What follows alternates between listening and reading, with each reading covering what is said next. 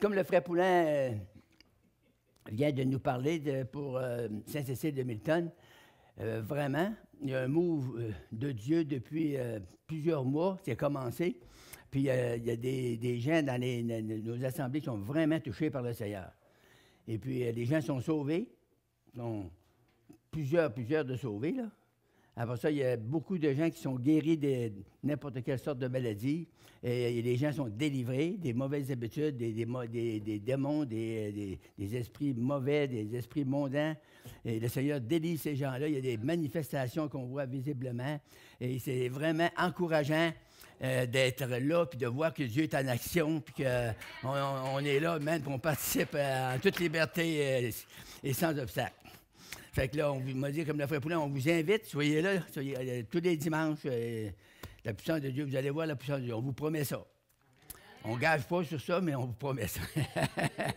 Amen, hallelujah. Fait que ce soir, je vais vous parler sur un Je vais vous parler sur un sujet que vous avez entendu, une partie, mais les deux parties ensemble, moi, en tout cas, ça fait 67 ans que je suis sauvé, puis je ne l'ai jamais entendu. Bien, je l'ai entendu par moi, parce que je l'ai déjà donné une fois. Mais je vais vous donner plusieurs écritures ce soir. Je vais vous parler sur mon sujet, c'est la santé et la guérison. On a beaucoup entendu parler de guérison depuis qu'on est sauvé. On est dans des mouvements évangéliques où ils parlent de guérison, où ils procurent aux gens la guérison aussi. Il y a beaucoup de personnes qui sont guéries. Mais quand tu parles de santé et guérison, c'est deux choses différentes. Je vais vous expliquer tout de suite avant de commencer. Disons que quelqu'un qui est en santé, puis, je veux dire, quelqu'un qui est malade, il y a deux maladies. Il y a un cancer, disons, le diabète. Il fait prier pour lui, puis il est guéri du diabète, mais il meurt d'un cancer. Fait le gars, il a été guéri. On ne peut pas dire qu'il n'y a pas eu une guérison miraculeuse. Mais il n'y a pas la santé parce qu'il est mort d'une autre maladie. Mais s'il est guéri des deux maladies ou de toutes les maladies qu'il y a dans son corps, là, la personne, on peut dire qu'elle est une personne en santé. Spirituellement, moralement, physiquement, émotivement. Ça fait que ce soir, je vais vous lire une écriture qui est très, très importante. Pour ça, je commence avec ça, mais j'ai des bonnes écritures ce soir. C'est pas que j'ai pris ça.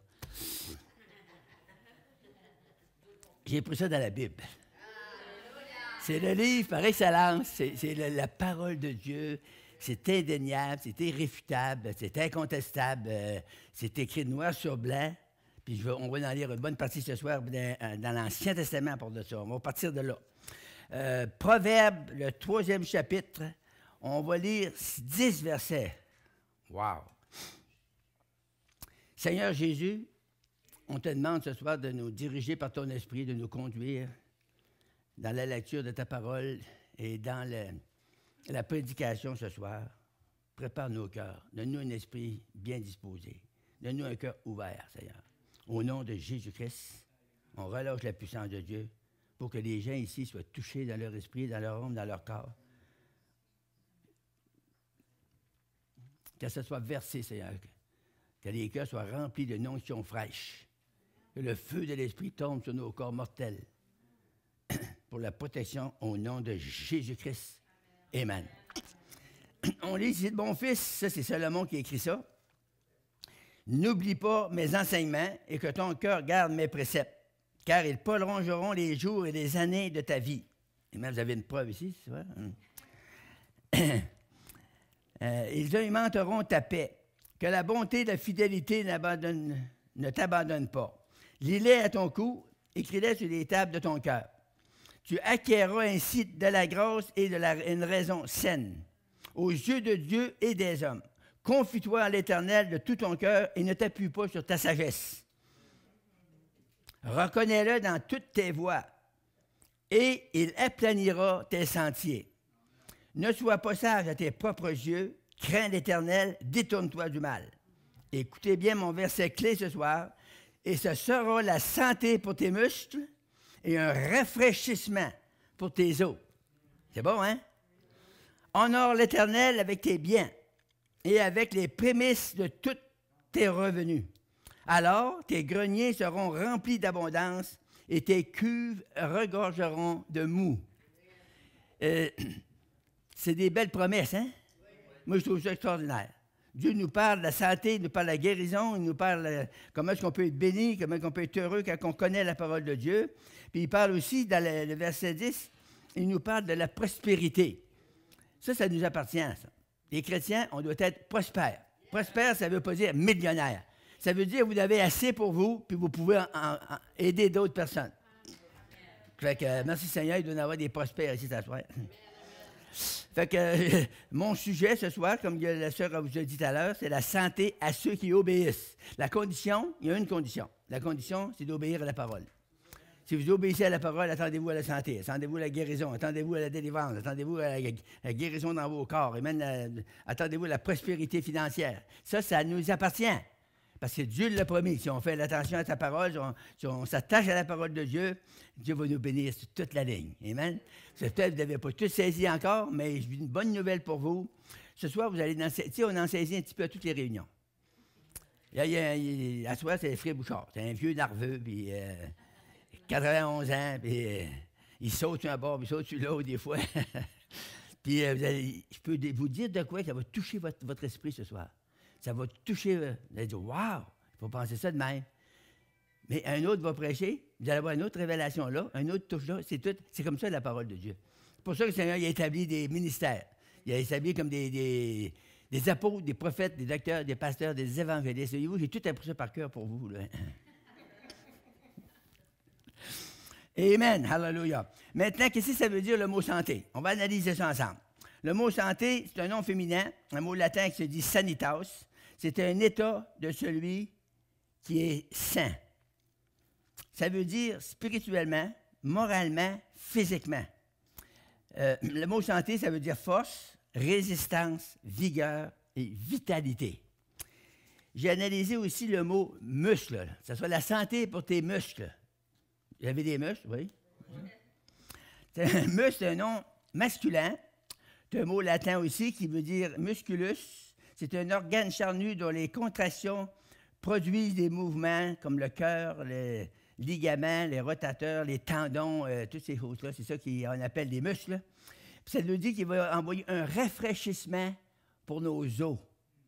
Donc, ça veut dire rafraîchir. C'est un verbe transitif, pronom. Ça veut dire rendre plus frais. On ne peut pas plus frais que ça, là. Ça veut dire améliorer, se désaltérer, boire, se raviver, rajeunir.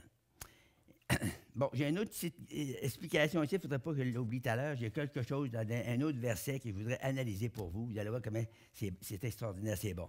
Là, on va lire dans Exode 15. Exode, deuxième livre de la Bible, chapitre 15 et le verset 26. Ouais, c'est extraordinaire. Je ne sais pas ce que j'ai fait pour trouver ça.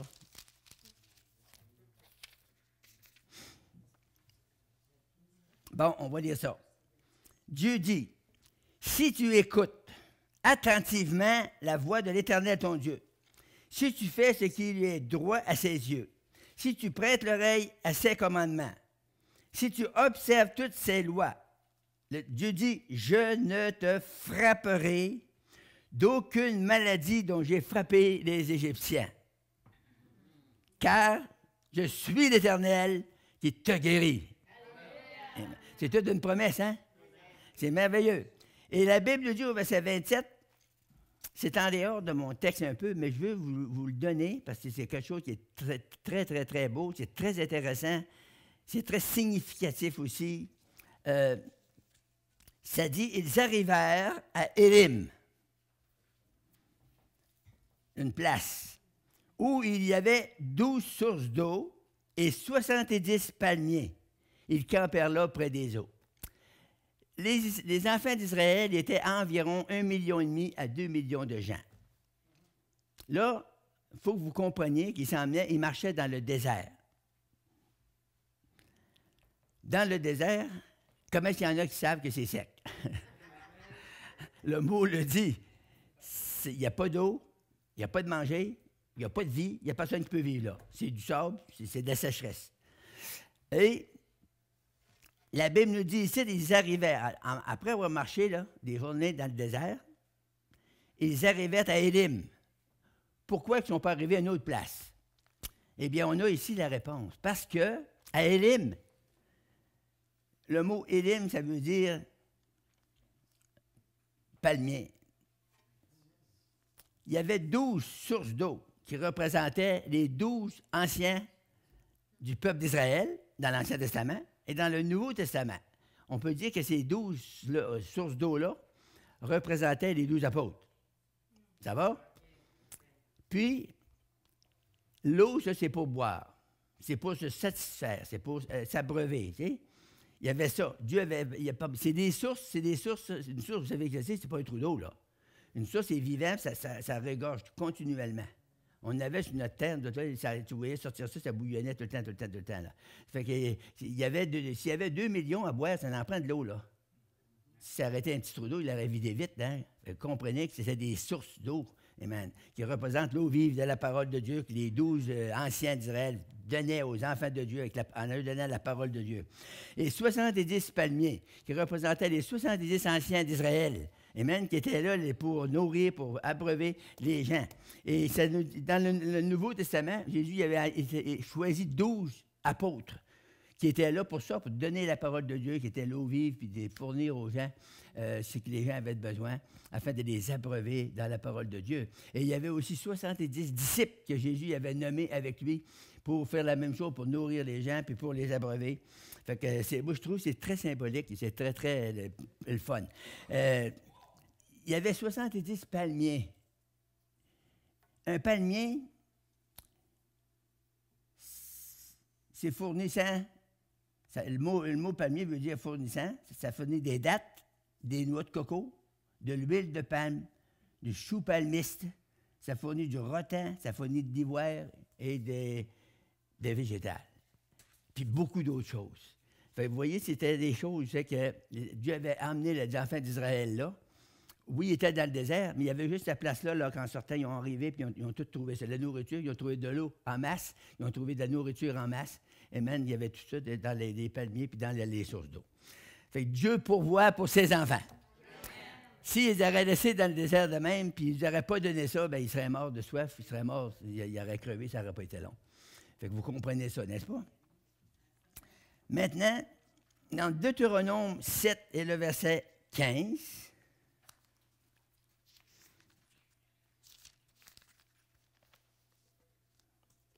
on pourrait lire à partir du verset 13. C'est très, très bon.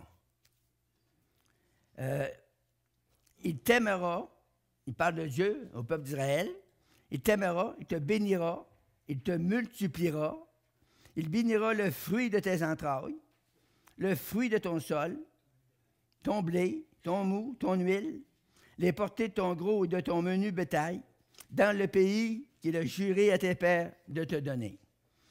Tu seras béni. Dieu parle de bénédiction. Dieu veut nous bénir. Quand je dis nous, je dis tous les croyants sur la face de la terre qui ont cru en Jésus-Christ, qui donnent leur vie à Jésus, qui sont sauvés par la puissance de Dieu. Le monde ne comprenne pas le veut sauver, ça veut dire changer radicalement. Il faut qu'il y ait une action divine qui se produit dans l'être humain. Et Dieu il prenne au cœur de pierre. Tu sais, un cœur de pierre, ça veut dire un cœur dur. Puis il nous change ça avec un cœur de chair. Un cœur qui est touché facilement par la parole de Dieu. Alléluia. Des fois, on voit des hommes, des gros hommes forts. Et puis, quand ils entendent la parole de Dieu, tu vois couler des larmes, ça pleure. Tu sais, Dieu, il t'a pas brisé le cœur de pierre, puis il lui donne un cœur de chair. Des gens aussi qui ils sont touchés par la parole. Alléluia. Ce soir, vous pouvez être touchés. Tu seras béni plus que tous les peuples. C'est quelque chose, là. Vous comprenez la promesse? Tu seras béni, Dieu dit ça, plus que tous les peuples. Il n'y aura chez toi ni homme, ni femme stérile, ni bête stérile parmi tes troupeaux. L'Éternel, et ça c'est beau, l'Éternel éloignera de toi toute maladie. Oui, mais moi j'ai une maladie qui ne se guérit pas. C'est pas dans ma Bible. C'est dans ton langage, c'est dans ta pensée, c'est dans ton instruction, c'est dans ton éducation. Mais la Bible nous dit, c'est Dieu qui parle. C'est un ainsi parle l'Éternel. Il dit, l'Éternel éloignera de toi. Ça n'a pas toujours collé après toi, là. Il va éloigner de toi toute maladie. Est-ce qu'il y a quelqu'un qui pourrait dire avec moi, toute maladie? Hey, wow! Alléluia. Moi, quand je dis ça, ben, hey, j'aime ça vieillir. Il n'y aura jamais de maladie qui va coller après moi. Parce que le Seigneur, il dit qu'il va éloigner toute maladie. Si vous avez quelque chose de collé après vous, là, ce soir, vous pouvez être délivré. C'est une bonne nouvelle pour vous. Et je ne vous charge pas une scène. Je prie avec tout mon cœur, avec la simplicité de la foi. Et vous allez guérir comme ça. Amen. L'Éternel éloignera de toi toute maladie. Il ne t'enverra, c'est merveilleux, il ne t'enverra aucune de ces maladies mauvaises d'Égypte qui te sont connues, mais il en frappera ceux qui te haïssent. Tu sais, il y a des fois des gens qui sont malcommodes avec nous autres, qui ne sont pas gardables. Puis, des fois, on serait porté un peu de vouloir se venger. Mais c'est merveilleux ici, le Seigneur, il dit que lui, il va nous venger. Il va leur envoyer des maladies chez l'autre. Nous autres, on s'en va en pleine santé, puis on est de bonne humeur, puis on est bénis à l'os. Savez-vous ce que ça veut dire à l'os, non? Jérémie, wow, prophète Jérémie, chapitre 30. C'est loin, ça, là. Jérémie 30. Et le verset 17. Mais je te guérirai. Je panserai tes plaies. C'est-tu bon, ça, un peu? Tu sais, il y a des belles paroles, hein? C'est des beaux versets. Puis il y a tout de suite Jérémie 33, juste 2 chapitres plus loin. Jérémie 33, le verset 6. Voici, je lui donnerai la guérison et la santé. Voyez-vous comment c'est relié ensemble, hein? Je lui donnerai la guérison et la santé, je les guérirai. Et je leur ouvrirai une source abondante de paix et de fidélité. Ça, c'est grand, ça. Dieu dit, il va nous donner la guérison et la santé, puis il va nous guérir complètement. Puis en plus, il va les ouvrir une source abondante de paix et de fidélité. Une source, vous savez, ça bouillonne. Ça regorge continuellement. Ça bouille. Dieu veut nous donner une source de paix. Dieu est un Dieu de paix. Il a mis 9 fruits de l'esprit, les manifestations de l'esprit, puis la paix est dans ça. Ça dit, le fruit de l'esprit, c'est l'amour, la paix, la joie, la patience, la bonté, la bénignité, la fidélité, la douceur, la tempérance, blablabla. C'est bon, hein? J'ai appris ça par cœur. Ils vont être surpris, ils vont dire, Frère Bouchard, il était instruit, hein? Non, non. C'est une joke. Non, mais c'est ça. Dieu est un Dieu de paix, un Dieu d'amour, un Dieu de joie. Fait que c'est bon quand on est des chrétiens, qu'on peut refléter Jésus, qu'on peut rire de temps en temps. On n'a pas besoin de se faire chatouiller pour rire. Amen. Hallelujah. Bénis, mon frère. Gloire à Dieu. On va aller dans Matthieu 14. Matthieu 14.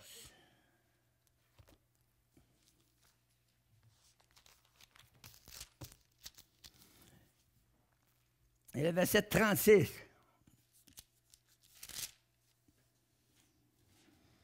Les gens, ils le prièrent de leur permettre seulement de toucher le bord de son vêtement. Et tous ceux qui le touchèrent furent guéris. Gloire à Dieu. C'est arrivé à plusieurs places à la parole de Dieu. Vous savez que les gens ont juste touché Jésus, puis ils ont été guéris. Il y a une place, les gens venaient des villages voisins, puis ils disaient, si on peut seulement toucher le bord de son vêtement. En touchant le bord du vêtement de Jésus, il y a une puissance qui se dégage. Et la guérison s'opère dans les corps des gens. C'est ça qui est notre Jésus. C'est le Dieu que nous servons. C'est lui le Sauveur qu'on vous parle. C'est pas quelqu'un d'inconnu, c'est quelqu'un qu'on connaît personnellement. Amen, on a une intimité avec lui. Quand on rentre dans notre lieu secret, on va dire, comme Joe nous raconte souvent, quand on rentre dans notre lieu secret, puis qu'on rentre en nous-mêmes, puis qu'on commence à adorer le Seigneur, le louer, l'adorer, en esprit, en vérité, tout d'un coup, on ressent cette intimité qui vient dans notre esprit, dans notre cœur, puis on est béni. Amen, ça déborde. Là, on commence à lever nos mains tout seuls dans notre chambre, puis on dit, merci Seigneur, hallelujah, il n'y a pas de Dieu comme ça. Il n'y en a pas de Dieu comme ça. Il est le seul, il est l'unique, c'est le seul sauveur du monde. Puis il dit, approchez-vous de moi et je m'approcherai de vous. Amen. Si on a affaire, on a quelque chose à faire. Mais il faut qu'on sorte un peu de nos gonds et qu'on s'approche du Seigneur. Dieu veut qu'on s'approche de lui. Comment faire? On lit la Bible, on prie, on jeûne. Des fois, tu sais, quand c'est trop dur, il faut ajouter le jeûne. Il y en a qui disent, hey, on va mourir. Je te garantis que tu ne mourras pas, puis si tu meurs, on t'enterre.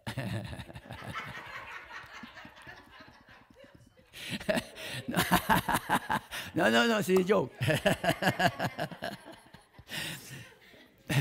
J'ai un livre chez nous, une brique, ça d'épaisse. C'est marqué « Mourir pour revivre ». C'est sûr qu'il y a une espèce de mot de jeu là, que si vous allez jeûner, vous allez faire mourir la chair. Les désirs de la chair vont mourir. Votre foi va grandir. Tu sais, la Bible dit toutes les promesses de Dieu dans la Bible, il y en a des milliers de promesses. Toutes les promesses de Dieu sont oui et amen avec Jésus. Mais il y en a qui disent, mais moi, je prie d'autres dieux, puis ça marche. Arrange-toi avec tes problèmes. Ça ne marchera pas longtemps. moi, j'ai prié très fort. J'étais religieux dans le temps. Puis ça ne m'arrivait pas souvent de prier, mais cette fois-là, j'ai prié. J'ai prié très fort, puis ça n'a pas marché. J'ai tout lâché ça. C'est fini, c'est pas rien. J'ai demandé, j'ai crié de tout mon cœur, puis ça n'a pas marché, fait que j'ai abandonné ça complètement. Religion, de côté. Quelques années plus tard, où je suis venu dans le fond du baril. N'as-tu qui comprennent ça, cette expression-là, dans le fond du baril? Quand tu es mal pris, tu ne peux plus t'en sortir. C'est ça que ça veut dire. Le frère Bouchard était très mal pris.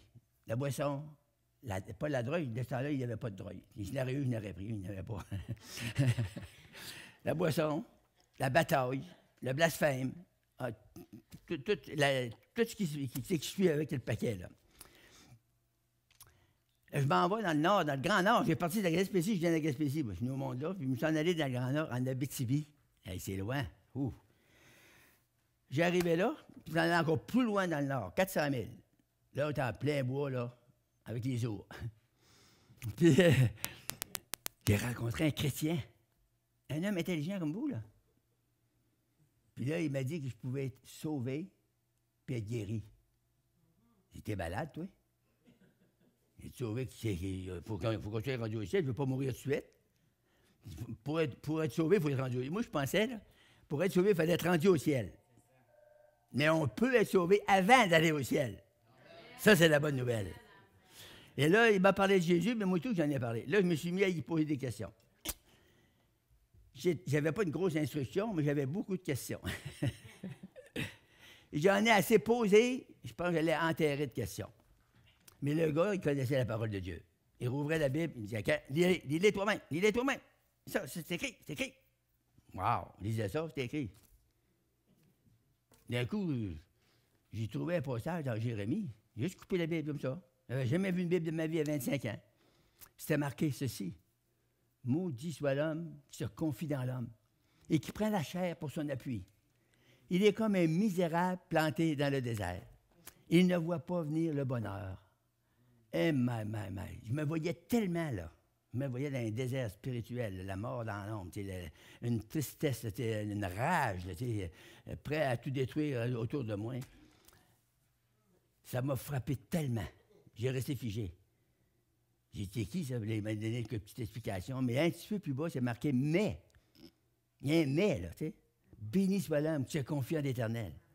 Il est comme un arbre planté près des eaux, il tire sa sève près de l'eau, puis ça monte dans les branches, ça produit des fruits, dans la vieillesse même. Il dit, wow, j'ai été surpris. Là, il a pris l'évangile de Jean 3, puis il m'a dit, lis ça.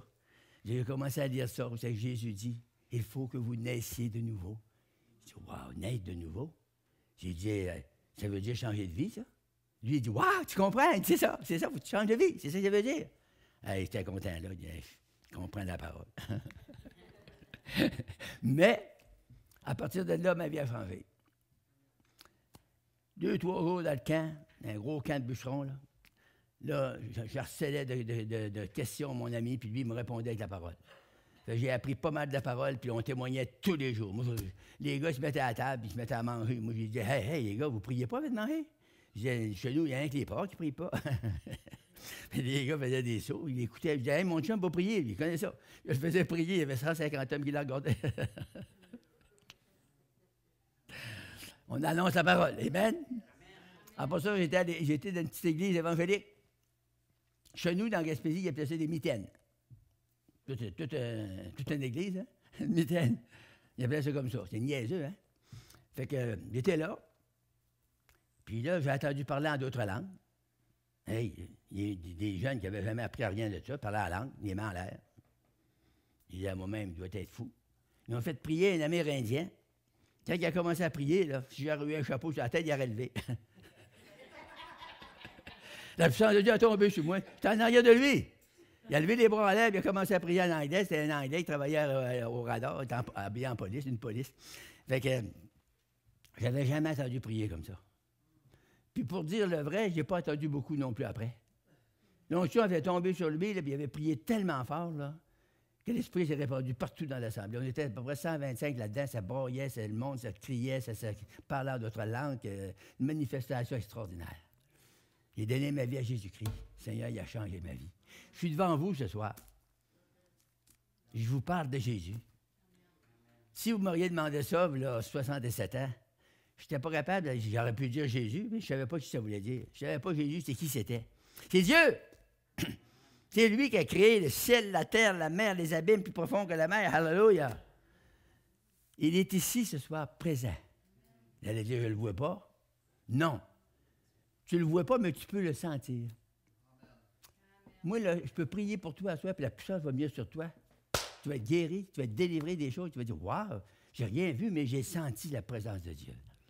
J'ai senti une présence divine qui est venue m'envahir. Dieu veut vous envahir ce soir.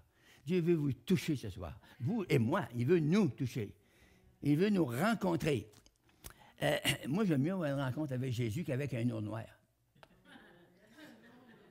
J'ai rencontré un ours une fois sur une grosse poubelle, là. Puis j'étais cuisinier de ce temps-là. J'ai tout fait dans la vie, moi. Fait que je m'en venais avec 2 grosses chaudières de vidange. J'allais pour mener ça sur le bord de... Quand j'étais pour mettre mes chaudières à terre, il y avait une mère rousse qui était là. Elle pesait à peu près 600 livres. Elle a sorti, puis elle s'est levée debout comme ça, puis elle m'a regardé, puis elle faisait ça. Ah, ah! Et mes amis, j'étais pas bien dans mes souliers pantoute. Mais je ne savais pas quoi faire. Et mes chaudières-là, j'ai juste viré ma tête un peu. Elle m'a regardé dans les yeux. Aussitôt que j'ai viré ma tête, elle a disparu. Après ça, elle s'est sauvée. Une rencontre avec Jésus, c'est le contraire. Tu rouvres tes bras, oh, viens Jésus. Viens Jésus, je t'aime, tu es tellement bon, la présence de Dieu. Merci Seigneur de faire sentir ta présence ce soir. Mes frères, mes sœurs qui sont là, qui sont dans la live, qui écoutent sur leur Internet, soyez bénis. Si vous savez comment Jésus vous aime. Il vous aime, il vous aime d'un amour éternel. Il veut que vous soyez sauvés, que vous sachiez, vous ayez la paix dans votre esprit, dans votre corps, que vous ayez la guérison dans vos corps, que vous ayez une intelligence normale, que vous soyez capable de faire des exploits avec la Bible. Avec Dieu, nous ferons, qui sont nous, tous les croyants, avec Dieu, nous ferons des exploits. Amen. Des exploits, c'est des choses que vous ne faites pas tous les jours. C'est des choses divines, étranges, que Dieu veut que vous fassiez. Il veut qu'on rentre dans sa présence, amen, avec des cris de « Et les églises feraient des sauts, hein, si ouais, ça, c'est ça qui est écrit dans la Bible. Venez avec joie, on rentre dans la présence de Dieu avec la joie du Seigneur. La Bible dit « La joie de l'Éternel sera votre force ». C'est une force, la joie du Seigneur. Alléluia. Fait que, on va lire une autre écriture. J'ai lu, là, Matthieu 15, 38, c'est ça? On va aller dans Actes 4, 9. Les Actes des Apôtres. Chapitre 4.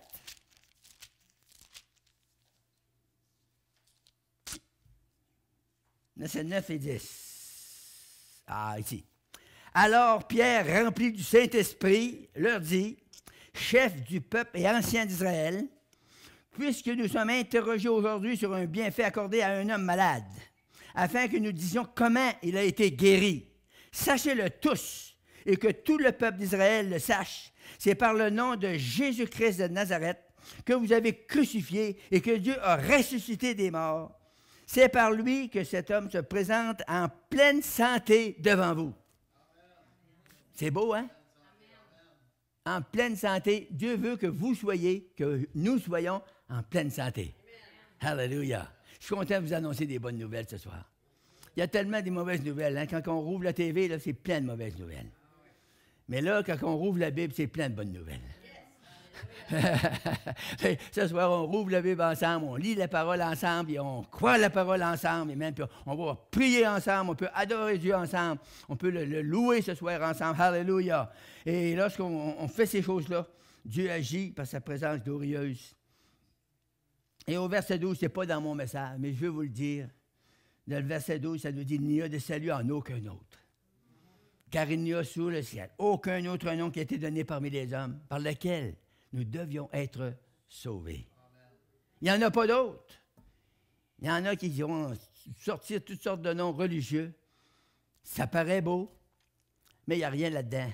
C'est vide. C'est comme une chaudière vide. Ça sonne le vide. Mais ici, la Bible nous dit, lorsqu'ils virent l'assurance, pas l'instruction, il dit, quand ils ont vu l'assurance de Pierre et de Jean, ils furent étonnés, sachant que c'étaient des hommes du peuple sans instruction. Ils les reconnurent pour avoir été avec Jésus. Alléluia. Si vous faites une rencontre avec Jésus ce soir, le monde va vous reconnaître. Amen. Alléluia. Ça m'arrive des fois que quand j'arrive dans des places un peu nouvelles, des fois, puis le monde ne me connaît pas, puis ils disent « Qu'est-ce que vous avez, monsieur, vous? » Ils voient de quoi dans ma face.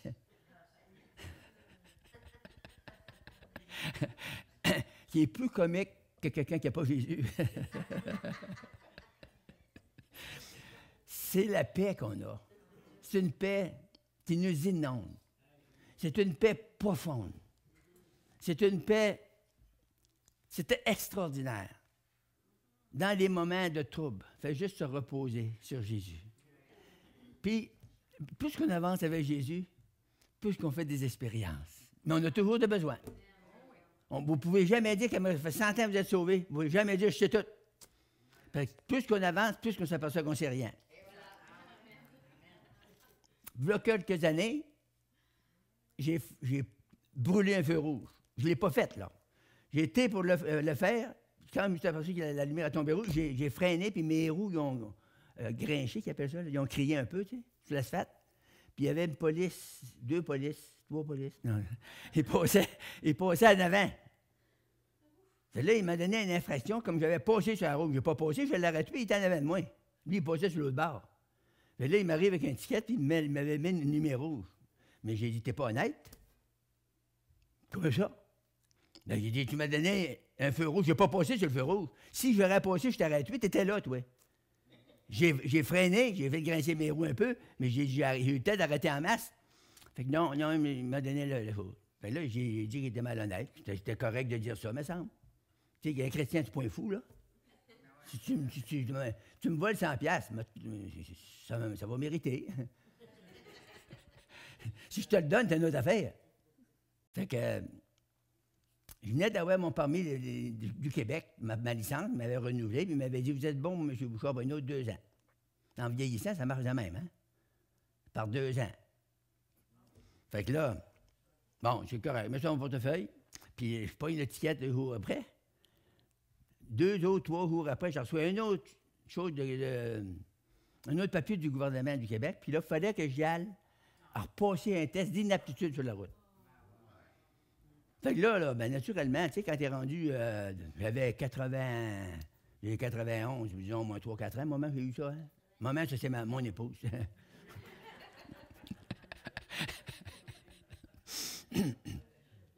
Bon, disons, j'avais 87, 88, là.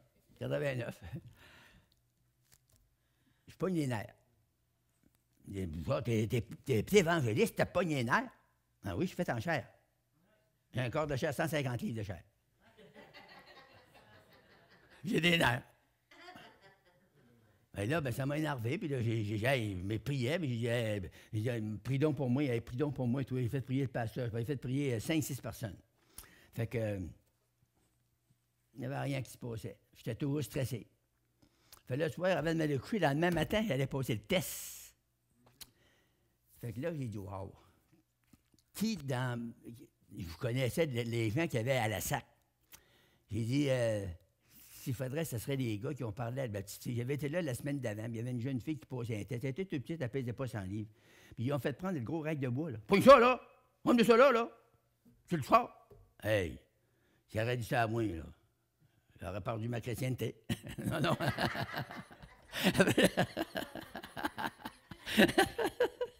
Fait que là, avant de m'en aller dans ma chambre le soir, mon bureau juste à côté, j'arrête, puis je pogne ma Bible, puis je coupe ma Bible.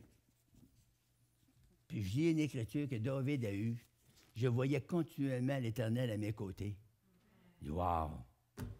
La paix est revenue dans mon esprit. J'ai couché et dormi avec ma bébé. Puis le lendemain matin, je me suis en allé poser le test. Puis non, c'est une femme, une petite femme, à peu près 60 ans, des cheveux gris un peu. C'est elle qui est arrivée plutôt des bourreaux, là. Fait que quand j'ai vu venir, je dis, wow! Merci Seigneur pour la petite madame. Là, elle dit, bon, avez-vous des questions? J'ai dit, non, pas de questions. Mais je suis stressé un peu. Elle dit, si vous avez été stressé, si vous auriez 88 ans, puis j'irais vous passer un test sur la route, puis vous risqueriez de perdre vos licences. Ça ne vous fera pas quelque chose? Oui, mais elle dit, on n'est pas là pour ça, là. On est là, elle dit, vous fait longtemps vous chauffer, puis elle dit, vous conduisez, puis peut-être vous avez pris des mauvais plis. Si ma femme arrêtait là, j'étais fini.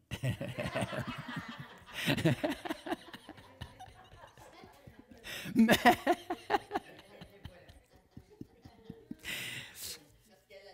oui. Fait que là, on dit OK. Fait que là, elle me dit, là, il va vous dire ce que ça fait. Vous prenez les rues, puis elle dit, vous direz à gauche, virez à gauche, virez à droite, vous passez à droite, blablabla. Bon, OK. J'ai une demi-heure de temps à me promener dans la ville des Renommées partout, les zones scolaires, les bords blancs, tout. J'ai tout fait ça. Puis après, j'ai eu fini la demi-heure, elle dit, vous stationnez l'auto, puis elle s'est virée de bord vers moi, puis elle s'est croisée les bras de même, puis elle dit, ouais, tant qu'à moi, elle dit, c'est 100 Hey, je pensais aux petites polices, hein. Ils m'avaient fait le rapport. Elle m'a donné 100 Ça fait 2 jours après, j'ai eu ma licence. Allez-vous-en, M. Bouchard.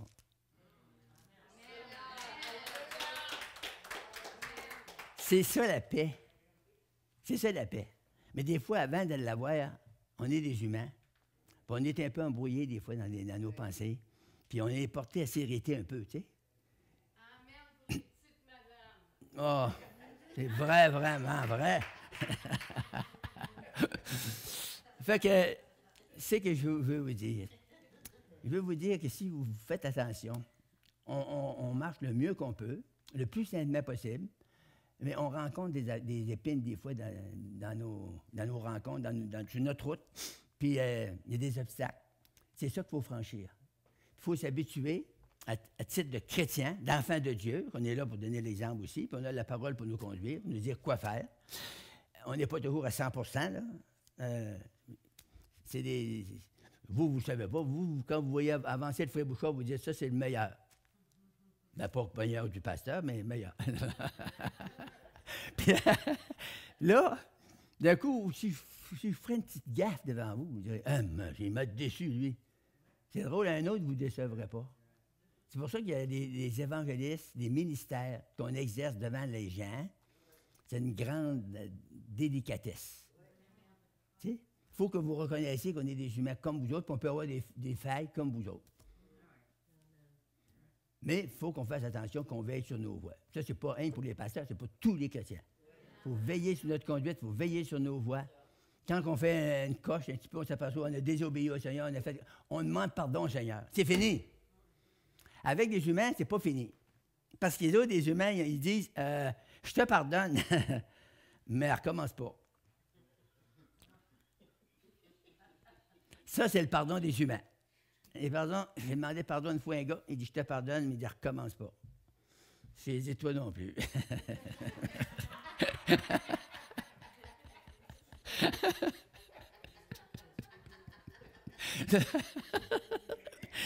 Alléluia!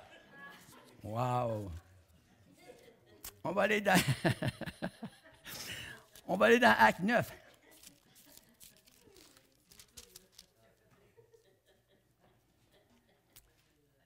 Il me reste bien du temps, là. On va lire le texte au complet comme ça.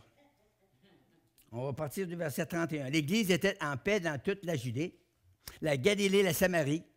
s'édifiant et marchant dans la crainte du Seigneur, et elle s'accroissait par la puissance du Saint-Esprit.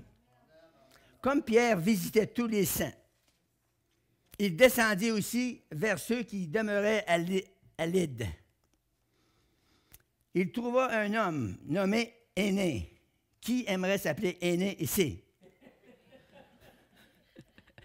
Il trouva un homme nommé Énée, couché sur un lit depuis 8 ans et paralytique. Pierre lui dit, Énée, Jésus-Christ te guérit. Lève-toi, arrange ton lit. Et aussitôt, il se leva. Tous les habitants de Lyde et du Saron le virent. Et ils se convertirent au Seigneur. Ce que je voudrais attirer votre attention, c'est ceci. Si on est chrétien, des bons chrétiens d'Église, on peut aller à réunion tous les dimanches, on peut faire une assistance, on peut chanter, on peut louer, on peut crier, on peut sauter, on peut faire toutes ces manifestations-là, mais ne pas être efficace pour l'œuvre de Jésus. C'est ça qu'il faut faire attention à ça. Même dans nos églises évangéliques, il faut faire attention à ça. Il faut mettre en pratique le plus qu'on peut la parole. C'est sûr qu'on n'est pas en 100. Le Seigneur, il voudrait qu'on soit à 100 %. Mais nous autres, on n'est pas capables des fois d'atteindre le 100 %, mais au moins qu'on fasse le meilleur qu'on peut. Dieu ne nous demande pas des choses comme si vous êtes ignorant des passages de la parole, des doctrines de la parole essentielles pour le salut, pour la marche chrétienne, eh bien, on a besoin d'écouter plus, faire pénétrer la parole plus en nous. Chez nous, il faut lire la Bible aussi. Il y a des chrétiens qui ne lisent pas la Bible beaucoup chez eux, là. Mais il faut la lire. C'est la source. Quand les Israélites sont arrivés aux 12 sources, à Élim, si ça n'aurait pas penché pour boire, ils n'auraient pas bu. L'eau, c'est dans la terre. Il ne faut pas rester debout puis l'eau va vous sauter dans la tête, dans la face. Ça n'arrive pas de même. Il faut que vous vous penchez puis vous allez chercher l'eau puis vous la buvez. C'est comme la nourriture dans les palmiers. Il a fallu qu'il y aide puis il l'arrache, brise les noix puis qu'il mange la nourriture. Il y a des efforts à faire. Dans la vie chrétienne, il y a des efforts à faire. Si vous ne faites pas d'efforts, vous allez être des chrétiens qui dorment dans l'Église. Chrétiens endormis. Un chrétien endormi, ça vaut quoi? Tout ce qu'ils font, c'est des rêves. Je rêve. Je connaissais un gars, moi, il faudrait que je vous parle de ça. Il y en a peut-être bien ici, il y en a peut-être bien qui m'écoutent à soir, dans le live. Si vous m'écoutez, écoutez bien ce que je dis là. Il y avait un ouvrier, un pasteur, il avait été pasteur. Le gars, il avait une vision d'acheter des vannes, des trocs, des gros trocs, là. 175 000, ça coûte. Plus la vanne en arrière. Il voulait acheter ça, puis il n'y avait pas une scène, là. Il y avait 3 ou 4 brebis. Des brebis pauvres. Puis lui, là, il priait pour ça, puis il a cru pour ça des années. Puis il croyait. Vous dites qu'il y a de la foi biblique, puis il y a de la fausse foi.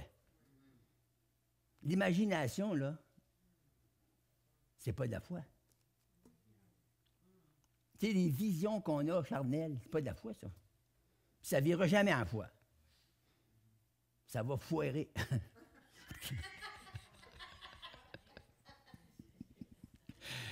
Par la réalité des choses, la Bible nous dit qu'il y a une foi qui est une foi vivante dans la parole de Dieu. Il faut actionner notre foi. Puis pour actionner notre foi, il faut faire quelque chose. Fait que, prenons quand on a été sauvé. Moi, quand j'ai été sauvé, j'ai eu une grosse expérience. La preuve de mon expérience, c'est quand je sortais, puis je fermais la porte de l'église, je regardais partout pour trouver quelqu'un, puis je partais, c'était pas long, je partais à courir en arrière des gens. Es-tu sauvé, toi? Non, il dit, ben écoute, je ne suis pas capable de faire ça, moi. Tu n'es peut-être pas capable de faire ça, mais tu peux faire d'autres choses d'une autre manière. En allant au restaurant, tu peux parler à la femme. En allant au magasin, tu peux parler à la femme ou au gars qui est là. Il y a partout des occasions. Si vous ne les prenez pas, puis si vous n'allez pas vous donner le go-ahead d'aller dans les rues, d'aller dans les parcs, d'aller, tu sais, comme il faut faire. Dans le Nouveau Testament, il faisait tout ça. Il allait partout, la Bible dit, puis il allait prêcher, puis même une fois, ils sont revenus, puis ils ont dit, « Hey! » Ils ont dit, « Les démons, même, nous sont soumis en ton nom. » Ils ont dit, Jésus dit, « Je voyais Satan tomber du ciel comme un éclair. » Ça débarquait, hein? Puis il n'y avait pas d'expérience. Beaucoup, ils commençaient. On l'a, nous, on connaît la parole. Jésus il a dit, allez. La première affaire qu'il a dit aux ouvriers, aux pasteurs, à tous les ouvriers, là, il a dit, c'est ça, la première affaire. Il a dit ça à tous les chrétiens aussi. Il a dit, allez, chasser les démons. Premier commandement qu'il a donné, c'est ça. Hey, ça se fait pas gros dans les églises aujourd'hui. Allez, chasser les démons, guérissez les malades, purifier les lépreux, ressusciter les morts, blablabla. C'est beau, hein? C'est ça qu'on veut. On ne pourrait pas tout faire ça d'un coup, mais si on en fait un petit peu tous les jours, un petit peu, là, au moins, ça va nous tenir actifs. Dieu veut qu'on soit des gens actifs. Amen. Alléluia. Merci, Seigneur. Seigneur, je veux bénir mes frères et mes sœurs. Ceux qui sont dans le live, qui m'écoutent sur leur ordinateur. Je vous bénis au nom de Jésus-Christ. Je commande à toute maladie de quitter vos corps, votre esprit. Si vous êtes oppressé dans votre esprit, je lis ça, je brise ça au nom de Jésus-Christ. Je relâche la puissance de Dieu sur vous contre toute attaque de l'ennemi, contre toute maladie. Je commande la guérison dans le nom de Jésus-Christ de Nazareth. Merci, Seigneur. Touche les croyants ce soir. Jésus a dit qu'il faut que tu naisses de nouveau. Tu ne peux pas rentrer dans le ciel. Tu ne peux pas être sauvé si tu ne nais pas de nouveau. Naître de nouveau, ça veut dire que tu changes ta vie. Tous, ça veut dire, ont péché. Ils sont privés de la gloire. La gloire, c'est la présence glorieuse de Jésus qui veut venir habiter dans ton esprit, dans ton corps mortel. Il a donné un baptême de feu pour ça. Te revêtir d'une puissance surnaturelle. Alléluia. Dans les Actes, le 2e chapitre, la Bible nous dit qu'ils étaient tous ensemble dans un même lieu. Puis ils s'attendaient au Seigneur. Et la Bible nous dit tout d'un coup. Dites avec moi, tout d'un coup. Alléluia. Ils ont entendu un bruit. Oh, alléluia. J'aimerais donc ça que le Seigneur fasse entendre ce bruit ce soir. Un bruit qui a soufflé. Ça a fait comme un tremblement. Ça a saisi les apôtres. Ils ont levé les yeux vers le ciel. Et là, ils ont vu des langues semblables à des langues de feu. Ils sont descendus sur eux. Amen. Et soudainement, ils se sont mis à parler dans d'autres langues, des langues qu'ils n'avaient jamais apprises. Et il n'y avait pas d'instruction pour ça. Ils venaient de partout alentour de Jérusalem, la Galilée, Crétois, Arabes, prosélytes. Ils se sont mis à crier à Dieu en langue, des langues étrangères qu'ils n'avaient pas apprises. Puis là, les gens, ils ont dit, qu'est-ce que c'est ça? Qu'est-ce que c'est ça? Ils ne savaient pas pantoute ce que c'était ça. Il y en a qui ont dit, ben, ils sont fous, ils sont pleins de vin doux. Ils pensaient qu'ils avaient viré à la brosse. Mais non, l'apôtre Pierre a dit non. Il était 3 heures du matin, dans l'avant-midi. Le jour commence à 6 heures. C'est ça, il était 9 heures dans l'avant-midi. Dans 3 heures, le monde n'a pas eu le temps de se mettre chaud. C'est la promesse de Joël qui a dit, dans les derniers jours, dit Dieu, je répandrai mon esprit sur toute chair. Amen. Vos fils et vos filles prophétiseront. Vos jeunes gens auront des visions et vos vieillards auront des songes. Et je pense à ça. Pourquoi que les jeunes ils ont des visions et les vieillards ont des songes? C'est parce que les vieillards peuvent pas, ils n'ont pas la force d'accomplir des visions. Le Seigneur les fait rêver. On a des songes, gloire à Dieu, puis on est béni. Puis le Seigneur me parlait dans des songes. Mais on peut avoir aussi des visions, même si on est vieux. Parce qu'en 2004, j'ai eu une vision. J'arrivais de Calgary, de Lethbridge. J'étais allé là donner mon témoignage dans les ondes de la radio de Lethbridge. Puis, le soir, on est revenu, puis on s'est couché tard. On avait passé depuis 5 heures du matin qu'on courait dans les avions. Et puis, je suis arrivé chez nous, puis je me suis couché, puis j'ai eu une vision. Après avoir dormi un bon sommeil, je me suis réveillé dans la nuit vers 3 heures. Puis la vision était claire comme je vous vois, là, mieux que ça encore, là, parce que là, c'est sombre dans la salle. J'ai vu une vision extraordinaire qui m'est apparue. Et le Seigneur m'a montré une grosse montagne. Puis à partir de la montagne, disons, d'ici à l'autre bout de l'église, là, il y avait un petit ruisseau qui s'est creusé, à peu près 1 pied de large, puis 1 pied de creux. Dans la terre jaune, ça s'est creusé. Ouf, c'est comme ça, là. Moi, je regardais ça, c'est quoi ça? Puis là, l'eau a sorti de la montagne, puis elle est venue, elle a nettoyé tout le petit ruisseau, puis l'eau est venue claire dans le ruisseau. Commençait, c'était de la vase, là. Puis ça a sorti, puis après ça, c'est l'eau claire qui sortait, puis là, la vaille, elle montait de plus en plus. Elle est venue tellement grosse, là, que c'était comme du cristal, c'était clair, on voyait à travers la vaille, par même s'il arrêtait une vitre, là. Puis là, ça a descendu J'ai dit, Seigneur, c'est quoi? Le Seigneur m'a dit, ça, c'est les impuretés des Québécois. Avez-vous pensé à ça? C'est plein. On sait que le péché dans le Québec, la Bible dit quand le péché abonde, la grâce surabonde. Dans le Québec, il y a toutes sortes. Je ne pense pas qu'ils peuvent inventer d'autres péchés. Ils ont tout dans le Québec. Le péché abonde. Mais on sait que la grâce de Dieu peut surabonder. Ça veut dire que la grâce de Dieu peut venir et tout couvrir ça. Puis là, il a passé 3 vagues de réveil. Ils ont passé sur la nation. En 2004, on n'était pas une nation encore. En 2006, le premier ministre du Canada nous a nommé une nation au Québec et au Canada, puis c'était rentré dans le registre. Puis là, en 2006, le Seigneur m'a rappelé ma vision. Le Seigneur m'a dit, voilà ta vision. C'était pour toute la nation du Québec. Moi, je me demandais la question, c'est pour qui, Seigneur? Pour les Anglais, les Français, pour les Anglais avec, ou c'est ici? Le Seigneur m'a dit, c'est pour la nation du Québec, c'est tout le monde dans le Québec.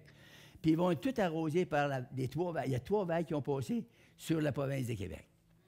Ça veut dire que c'est un réveil puissant qui est dans le Québec. Puis il a commencé. On ne le voit pas avec nos yeux parce que là, on parlait tout à l'heure de Saint-Cécile de Milton. Tu sais, le réveil est là, il y a un esprit de réveil dans l'Église. Tu parles au monde, des gens qui étaient plutôt comme fou avant, là, ils sont bouillants, ils sont en feu pour le Seigneur, tu sais, puis ils veulent y aller, puis ils en veulent plus, puis c'est ça. Ça, c'est commencé là, mais il y en a partout. Il y a partout des petits feux qui sont allumés dans la province de Québec. C'est l'eau coule. Puis elle lave les impuretés s'en vont. Le monde change d'idée. Et quand j'ai entendu dire l'autre fois à la télévision, ça m'a passé un frisson froid dans le dos.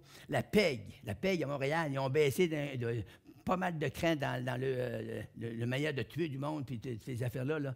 Les autorités, ils ont dit que ça a baissé pas mal dans le temps du virus. Là. Tu sais, le monde, quand ils savent ou ils pensent qu'ils vont mourir, ils réfléchissent. Ils n'agissent pas tout à fait pareil.